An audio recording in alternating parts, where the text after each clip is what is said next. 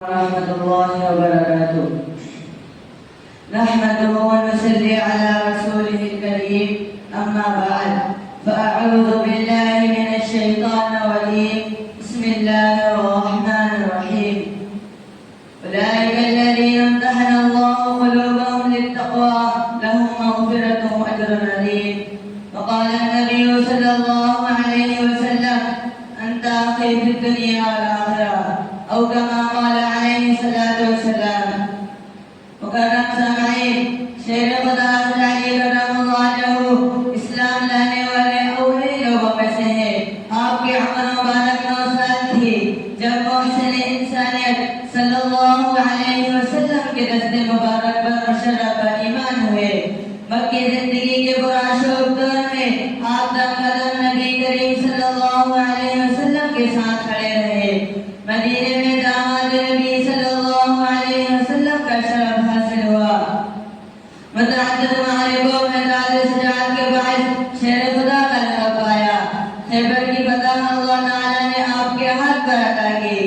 خلفائے راشدین کے دست راست رہے اور امت کے چوتھے خلیفہ کے طور پر قیامت تک کے مسلمان آپ کو یاد کرتے رہیں گے. بعثت کے بعد جب رشتہ داروں کو دعوت دینے کا حکم ہوا تو آپ صلی اللہ علیہ وسلم نے سب اہل بنی ہاشم کو کھانے پر مدعو کیا اور انہیں اپنی نبوت پر ایمان لانے کا کہا. تو اس وقت شیر خدا حضرت علی رضی اللہ تعالیٰ عنہ نے فرمایا: وہ میں عمر میں چھوٹا ہوں، میری ٹانگیں کمزور ہیں اور آشور بے چشم میں مبتلا ہوں، مگر میں آپ کا مددگار رہوں گا. اس وقت آپ کی عمر مبارک صرف 8 سال تھی. مکی زندگی کے پرآشوب دور میں آپ نبی پاک صلی اللہ علیہ وسلم کے ساتھ ساتھ رہے. خود فرماتے ہیں کہ میں نبی کریم صلی اللہ علیہ وسلم کے پیچھے پیچھے ایسے چلتا تھا جیسے اونٹنی کا بچہ اپنی ماں کے پیچھے چلتا ہے. ہجرت کے موقع پر آخری رات آپ بھی بستر نبوی پر معمول استراحت ہوئے. یہ گویا موت کا بستر تھا اور آپ نے حکم نبوی کے سامنے جان کی پرواہ بھی نہ کی. مدینہ طیبہ میں مواقعات کے موقع پر آپ صلی اللہ علیہ وسلم نے اپنے آپ کو انصار میں شامل فرما کر مہاجرین میں سے شیر خدا حضرت علی کرم اللہ وجہہ کو اپنا موافقتی بھائی قرار دیا اور فرمایا: تم دنیا و آخرت میں میرے بھائی ہو. جب آپ کی عمر مبارک 23-24 سال کی ہوئی تو آپ صلی اللہ علیہ وسلم نے اپنی سب سے چھوٹی اور لاڈلی بیٹی خاتون جنت فاطمہ الزہرا کا نکاح آپ سے فرما دیا. اسی طرح آپ داماد نبی بن کر عزت و شرف میں پہلے سے اور آگے نکل گئے. مدنی زندگی کے تمام غزوات میں شیر خدا حضرت علی رضی اللہ تعالیٰ نبی کریم صلی اللہ علیہ وسلم کے دست راست رہے. بدر اور احد و خندق کے معرکوں میں آپ نے عزم و ہمت، شجاعت و جوانمردی کی عظیم و شان تاریخ رقم کی. صلح حدیبیہ کا معاہدہ آپ ہی نے تحریر کیا. معرکہ خیبر میں تو مرحب جیسے بدماش پہلوان سے نپٹنا صرف آپ ہی کا خاصہ تھا.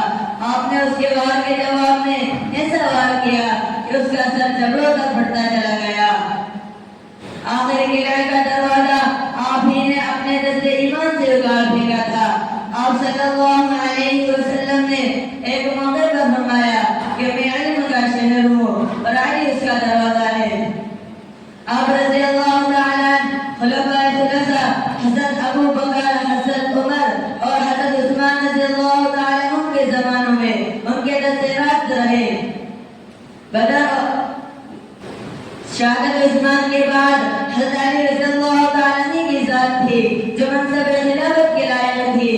چنانچہ شہادت عثمان کے بعد 3 دن تک منصب خلافت خالی رہا اور کوئی بھی نامور شخصیت بار خلافت اٹھانے کو تیار نہ تھی.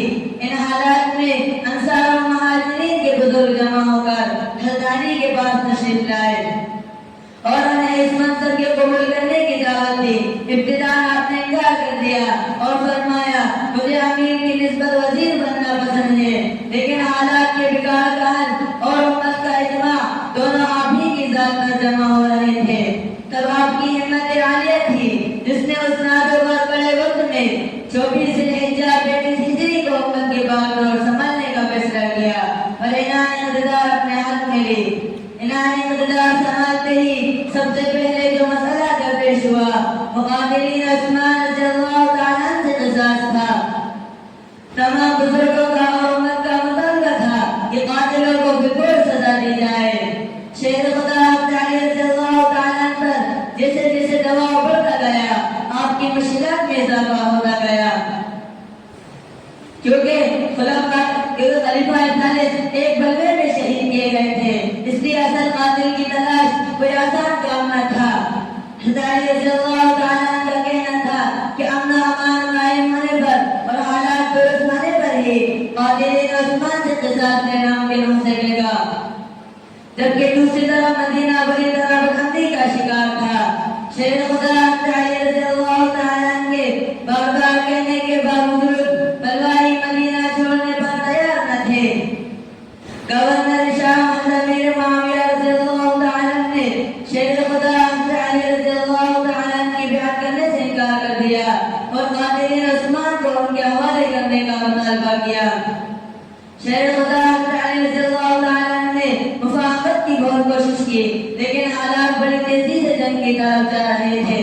شیر خدا علی رضی اللہ تعالیٰ عنہ ابھی حضرت معاویہ سے معاملہ کرنے کی کوشش میں تھے کہ دوسری طرف ام المؤمنین سیدہ عائشہ رضی اللہ تعالیٰ عنہ نے بھی قصاص کا مطالبہ کیا اور اپنے لشکر کے ساتھ بصرہ کا رخ کیا، جس کی برداشت میں جنگ جمل کا واقعہ رکوع پذیر ہوا.